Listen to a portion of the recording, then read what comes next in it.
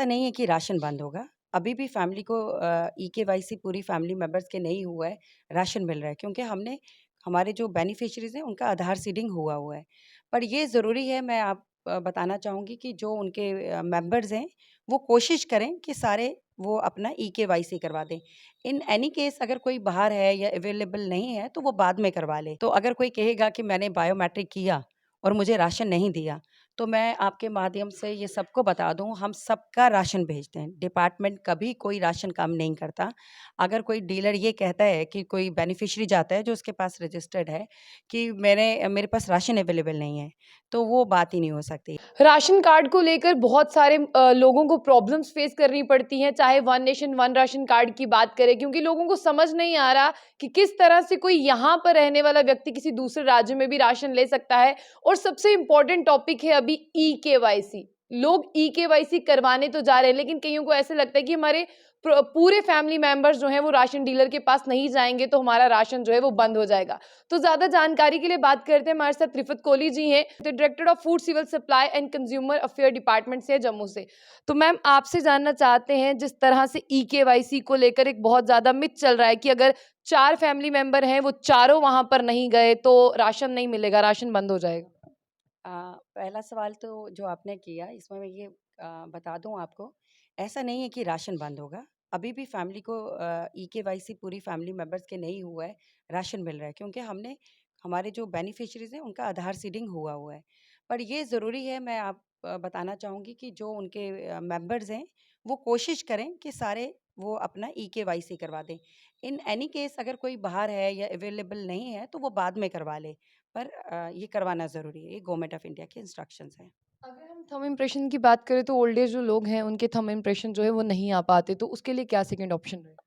देखिए, उसके लिए ऐसा है इसमें 2 किस्म के होते हैं। एक तो आपकी हेल्थ अलाउ नहीं करती कि आप जा सकें डीलर के पास और अपना ई-केवाईसी करवा सकें।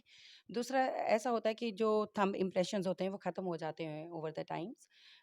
ख़ास तौर पे लेबर लोगों का हमने देखा जो लेबर का काम करते रहे हैं। उसमें ऐसा है कि वो अपने किसी फैमिली मेंबर का या कोई भी उनको जिसको वो नॉमिनेट करना चाहेंगे, एक नॉमिनी वो ऑथराइज़ कर दें। हम फॉर्म फिल कर देते हैं और उसका जो आधार नंबर वग़ैरह है उसके साथ वो अम, उसको ये कर लेते हैं, रजिस्टर कर लेते हैं उसके बेनिफिशियरी को।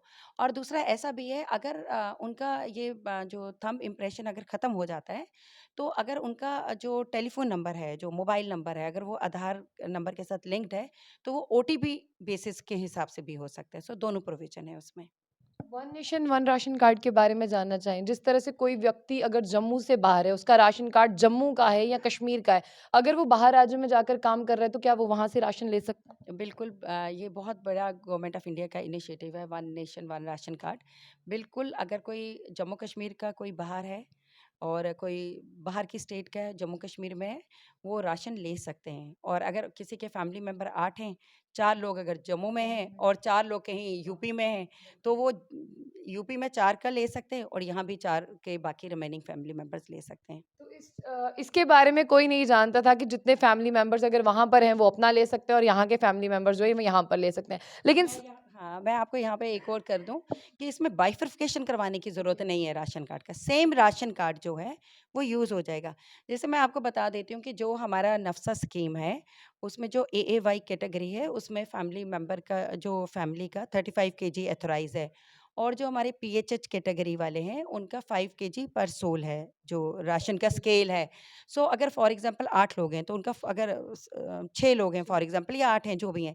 अगर 6 या 7 लोग हैं, 35 केजी बन रहा है, तो 35 केजी में ये अगर 3 लोग जम्मू में हैं और 4 लोग बाहर हैं, तो वो 35 में 15 जो जम्मू वाले हैं, वो 15 केजी ले लेंगे, जो बाहर हैं, वो बाकी रिमेनिंग 20 केजी ले लेंगे 4, तो उसमें कोई दिक्कत नहीं होगी। लेकिन अभी मौसम जो है वो सर्दियों का आ गया है। सबसे बड़ी हुँ। दिक्कत ये होने वाली है, हिली एरिया अगर डोडा, किश्तवाड़, भद्रवाह की बात करें, तो वहाँ तक आपने पूरा स्टॉक अभी पहुँचा दिया है, जिस तरह से वहाँ पर बर्फ़बारी का सीज़न शुरू हो जाएगा? देखिए मैं एक चीज़ बताऊँ कि हमारे यहाँ पे रोड नेटवर्क बहुत अच्छा हो गया। जैसे एक ज़माने में होता था हमें काफ़ी एरियाज़ का विंटर डंपिंग करना पड़ता था पहले एडवांस में।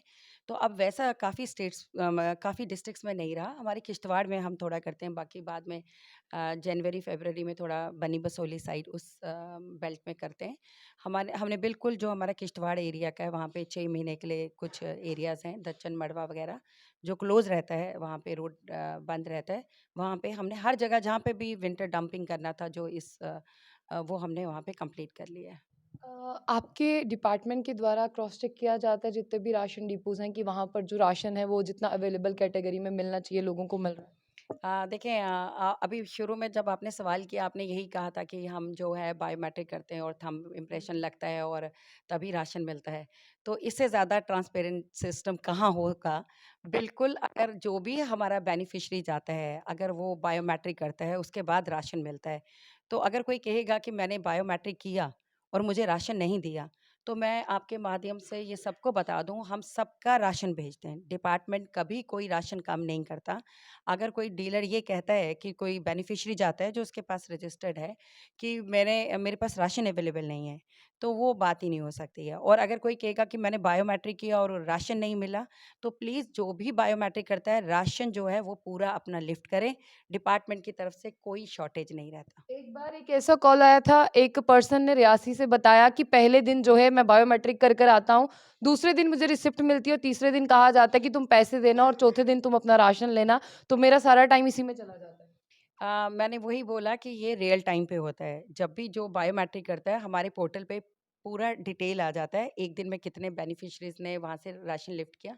देखिए, ये सही बात है, हम काफ़ी कोशिश करें, जगह-जगह हमारे अवेयरनेस कैंप भी लगते हैं, पर लोग ना जो मेरा एक मैंने भी कुछ ऑब्ज़र्व किया है कि जनरली जो हमारे राशन डीलर हैं, वो ओवर द ईयर्स हैं और वो मोहल्लेदार हैं, ठीक है? अगर कोई आता है, वो आज आएगा, वो बायोमेट्रिक कर लेगा, वो कहेगा, "चलो, तुम कल कल राशन ले हुँ। लें।" अब उसका 5 केजी बनता है, कल वो कहेगा यार ये तो कम हो गया 3 केजी है और ये 2 केजी अभी इस बार शॉर्टेज आ गया तो नहीं है। तो वो कहेगा कि शायद 3 केजी आया है।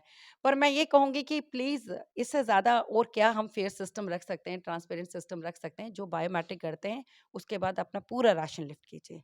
वो तो खुद भी अवेयर होना चाहिए, बिल्कुल। है ना? अच्छा, चेंज ऑफ कैटेगरी के बारे में जानते हैं, ये भी एक इम्पोर्टेंट टॉपिक है। जी, बिल्कुल, काफ़ी ये चेंज ऑफ कैटेगरी के हमारे पास आता है और ख़ास तौर पे काफ़ी लोग हमारे पास ये लेके आते हैं कि काफ़ी जेन्युइन जो पीएचएच जो पहले बीपीएल कैटेगरी के थे, अभी हम उसको प्रायोरिटी हाउस होल्ड कहते हैं, पीएचएच कैटेगरी में जो लोग हैं, वो ये कहते हैं कि ये जेन्युइन लोग उसमें काफ़ी कुछ लोग होते हैं कि वो जेन्युइन लोग उसमें नहीं हैं, जो वेल ऑफ हैं या एपीएल या एनपीएचएच कैटेगरी के वो हैं। या कभी-कभार ऐसा भी होता है कि कोई बेचारा फाइनेंशियल कंडीशन उसकी ठीक होती है बट घर में कुछ ऐसा होता है जो अर्निंग मेंबर होता है उसके कुछ ऐसा इश्यू हो जाता है, डेथ हो जाती है, कोई भी वजह होती है तो चेंज ऑफ कैटेगरी के लिए मैं क्लियर कर दूँ कि हम जो पीएचएच कैटेगरी में रखते हैं, जो भी हमारा चेंज ऑफ कैटेगरी के लिए आता है, वो प्लीज़ तहसीलदार से अपना इनकम सर्टिफ़िकेट ले आए। और उसमें हमने ये भी देखा है कभी-कभार जैसे फॉर एग्ज़ाम्पल एक किसी राशन कार्ड में एक फ़ादर है, 2 बेटे हैं उसके ग्रोन अप, है ना? और 2 और लेडीज़ होंगी, तो काम वो क्या करते हैं, वो इनकम सिर्फ़ अपना लेके आ जाता है।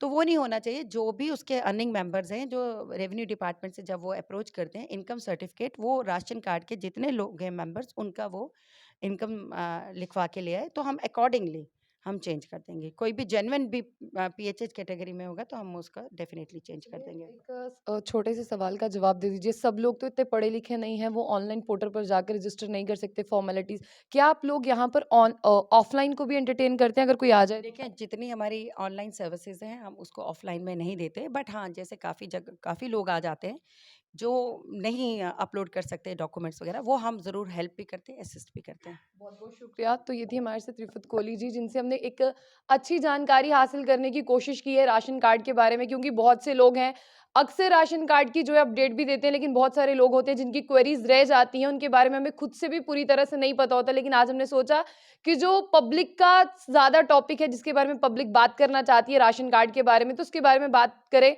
आपकी कोई भी क्वेरीज़ होंगी, आप उसके बारे में हमें दोबारा बता सकते हैं। हम दोबारा कोशिश करेंगे कि हम इनके पास आके आपके सारे डाउट्स जो है क्लियर कर दें।